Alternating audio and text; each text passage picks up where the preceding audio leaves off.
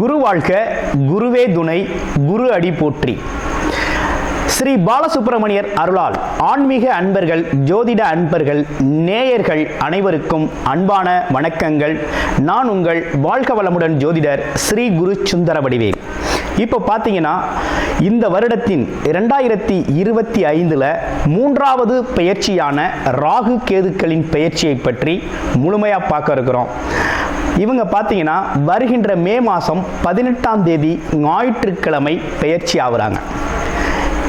மீன ராசியிலிருந்து கும்ப ராசிக்கு ராகு பகவானும், அதே நேரத்தில் கன்னி ராசியில் இருக்கக்கூடிய கேது பகவான் சிம்ம ராசிக்கும் பெயர்ச்சி ஆகுறாங்க. இவங்க எப்போதுமே பார்த்தீங்கன்னா ரிவர்ஸ் டைரக்ஷனில் தான் இவங்க பெயர்ச்சி பலன் அப்படிங்கிறது இருக்கும்.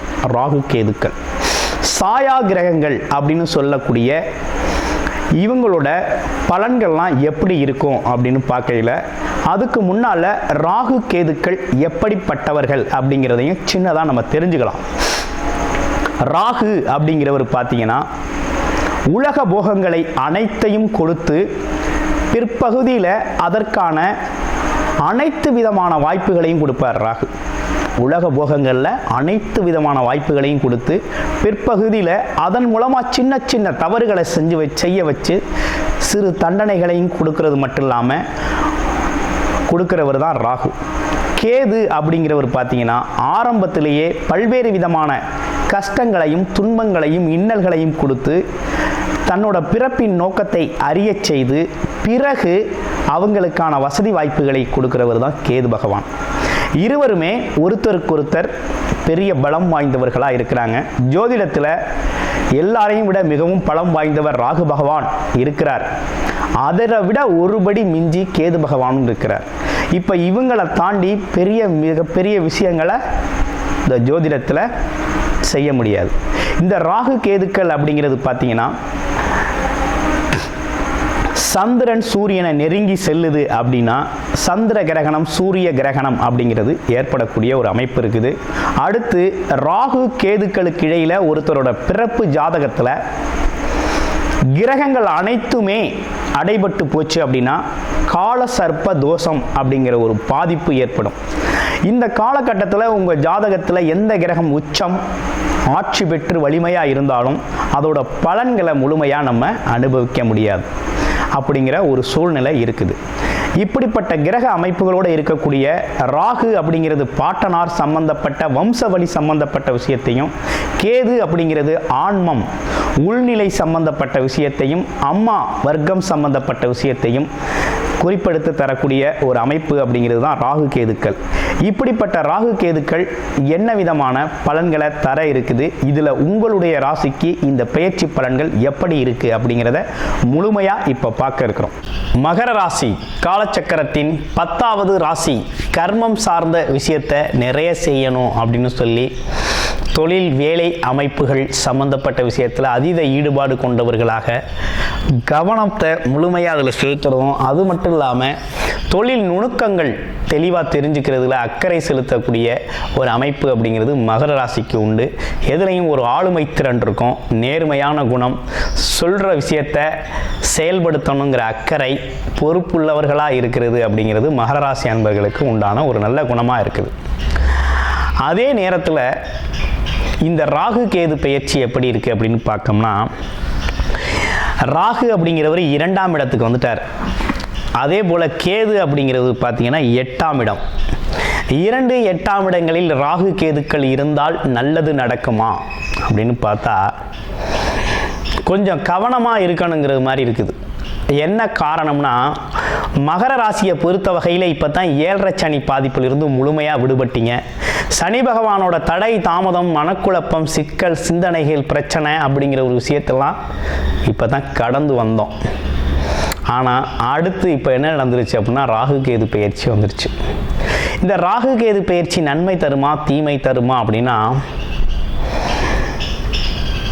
நன்மை தருமா தீமை தருமா அப்படின்னா, இந்த கேது பகவான் 8ஆம் இடத்துல அமர்ந்திருக்கிறது, மறைவு ஸ்தானத்தில் அமர்ந்திருக்கிறது ஒரு வகையில் ஒரு நல்ல அமைப்பு அப்படின்னு தான் எடுத்துக்கலாம். ஆனால் 2ஆம் இடத்துல இருக்கக்கூடிய ராகு அப்படிங்கிறது கொஞ்சம் கவனம் எடுத்துக்கணும். அதே நேரத்தில் தனம் வரவுகளை கொஞ்சம் கூடுதலாக கொடுப்பார், வருமானம் அப்படிங்கிறத அதிகரிப்பார். அப்போ எப்படிப்பட்ட இதை எப்படி கையாளுறது, இதை எப்படி எடுத்துக்கிறது அப்படின்னு பார்த்தோம்னா, 2ஆம் இடம் ராகு அப்படிங்கிறது பொருள் வரவு தனம் சம்பந்தப்பட்ட விஷயத்தில் நல்லா செயல்படுவார். அவர் யோகக்காரகர், போகக்காரகர். நல்லா சாப்பிடுவீங்க, உணவு பிரியம், விருப்பப்பட்ட பொருளெல்லாம் சுவைத்து உண்ணும் நல்ல அமைப்பு வந்துருச்சு. அடுத்து 2வது வருமானத்திற்காக ஓடி ஓடி உழைச்ச காலம் போய் இனி வருமானம் அப்படிங்கிறத உட்கார்ந்த இடத்துலேருந்து பேச்சின் மூலமாக சம்பாதிக்க போறீங்க. பேசுகிறது மூலமாக சம்பாதிக்கிறது, கமிஷன் தொழில்கள்லாம் சம்பாதிக்கலாம். ஆல்ரெடி நீங்கள் தொழில் வேலை அமைப்புகளில் இருக்கீங்கனாலும் வருமானத்தில் ஒரு குறைவில்லாத ஒரு வருமானத்தை எதிர்பார்க்கலாம். நல்ல அமைப்பு உருவாகிருக்குது. அடுத்து பாருங்கள், எதில் கவனமாக இருக்கணும்னா குடும்ப உறவுகளில் கவனமாக இருக்கணும். கணவன் மனைவி சார்ந்த விஷயத்தில் கொஞ்சம் விட்டு கொடுத்து போங்க. குடும்ப உறுப்பினர்கள், தாய் தந்தை மற்றும் குழந்தைகளிடத்தில் கொஞ்சம் அன்பாக நடந்துக்க முயற்சி பண்ணுங்க.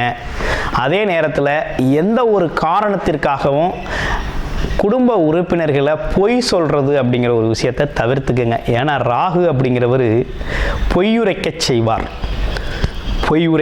செய்வார். ஏதாவது பொய் சொல்ல போய் அது பார்த்தீங்கன்னா அந்த பொய்யை மறைக்க இன்னொரு பொய் சொல்ல போய் பல்வேறு விதமான சங்கடங்களை உருவாக்கிட்டுருவார். அப்புறம் தண்டனை கிடைக்கும். ஏண்டா சொன்னோம் அப்படின்னு உட்காந்து ஃபீல் பண்ணுறது மாதிரி ஆகிடும். அது மாதிரி விஷயம். அடுத்து பார்த்தோம்னா, தகாத வார்த்தைகளை நடவடிக்கைகளில் கொஞ்சம் ஈடுபட செய்வார் ராகு. அப்போ என்னன்னா கொஞ்சம் கவனமாக இருக்கணும். அதே போல் அதிகப்படியான பேச்சு ஆபத்தை விளைவிச்சிரும் அப்படிங்கிற மாதிரி ராகு பெயர்ச்சி இருக்குது.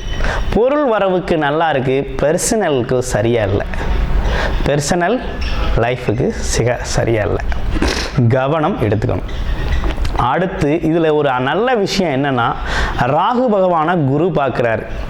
அப்போ மகர ராசிக்கு 2ஆம் இடம், மகர ராசி அப்படிங்கிறதுக்கு 2ஆம் இடத்தை குரு பார்க்குறார். அப்போ குரு பார்க்கறதுனால கொஞ்சம் ராகுவை கட்டுப்படுத்துவார்.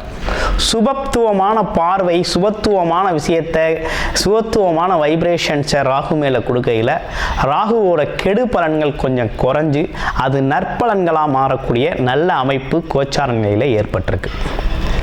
அடுத்து கேது, கெடுத்து கொடுப்பவர். இப்போ 8ஆம் இடத்துல இருக்கார் கேது. வம்பு, வழக்கு, அவமானம், மனஸ்தாபம், மனசங்கடம், எதிர்மறை சிந்தனைகள், சண்டை, பகை, இப்படிப்பட்ட விஷயங்கள்லாம் ஈடுபடுறது அப்படிங்கிற இடத்துல கேது பகவானா பாம்பு கிரகம் இருக்குது. அப்போ என்னன்னா, ஒரு கெடுதல் செய்யக்கூடிய ஒரு கிரகம் கெட்ட இடத்துல அமர்ந்திருக்கு அப்படின்னா அந்த இடத்துல நடக்கக்கூடிய தன்மைகளை கொஞ்சம் எதுக்கும். அப்படின்னா அந்த இடத்துல கொடுக்க வேண்டிய அமைப்புகளை கொஞ்சம் சரி செய்ய முயற்சி அப்படிங்கிறது நடக்கும். ஆனால் கேதுவாக இருக்கிறதுனால என்ன நடக்குது அப்படின்னா ரொம்ப ஸ்ட்ராங்காக இருக்கும். அப்போ 8ஆம் இடம் அப்படிங்கிறதும் கொஞ்சம் கவனம் எடுத்துக்கணும். ஆனால் 8ஆம் இடம் உங்களுக்கு கேது அமர்வுனால கொஞ்சம் ஸ்ட்ராங்காக தான் இருக்குது, நல்லா தான் இருக்குது, சாதகமாக தான் இருக்குது. பாதகம்னு சொல்லி பயப்பட வேணாம், சாதகமாக தான் இருக்குது. ஆனால் இருந்தாலும் கவனம் எடுத்துக்கணும். எல்லா விஷயத்திலையும் கூடுதல் கவனம் எடுத்துக்கணும். அறிவு ரீதியாக யோசிக்கணும், தர்க்க ரீதியாக யோசிக்கக்கூடாத விட அறிவு ரீதியாக புத்திசாலித்தனமாக ஞானம் சார்ந்த விஷயத்தில் அப்படி யோசிக்கணும். ஆன்மீக ஈடுபாடுகளை கொஞ்சம் அதிகப்படுத்தணும். ஆமாம், அரசியல் தொடர்பு சம்பந்தப்பட்ட விஷயத்தில் கொஞ்சம் கவனம் எடுத்துக்கணும். அதே போல் தான தர்மங்கள் நிறைய செய்யணும். அதே போல் பார்த்தீங்க அப்படின்னா பிறருக்கு உதவி செய்கிறது அப்படிங்கிற ஒரு விஷயத்தில் கொஞ்சம் கவனமாக செய்யணும். அதே நேரத்தில் யாருக்கும் வாக்குறுதிகளை அள்ளி கொடுக்கக்கூடாது. கொடுத்துட்டு அப்புறம் வாக்கு நிறைவேற்ற முடியாமல் போயிடும், பொய் வாக்காக ஆயிரும். அதனால நம்ம செல்வாக்கு குறைஞ்சு போயிடும். இப்படிப்பட்ட விஷயங்கள்லாம் மகர ராசிக்கு இருக்குது. அப்போ ராகு கேதுவால் 50% நன்மைகளும் 50% தீமைகளும் கிட்டத்தட்ட கலந்தே இருக்குது அப்படின்னு சொல்லணும். அப்போ இந்த காலகட்டத்தில் என்ன செய்யணும் அப்படின்னா, வருமானம் ரீதியாக நல்லா இருக்குது, ரிலேஷன்ஷிப் ரீதியாக சரியில்லை. அப்போ ஹெல்த் ரிலேட்டடாக எப்படி இருக்குது அப்படின்னு பார்க்கணும்.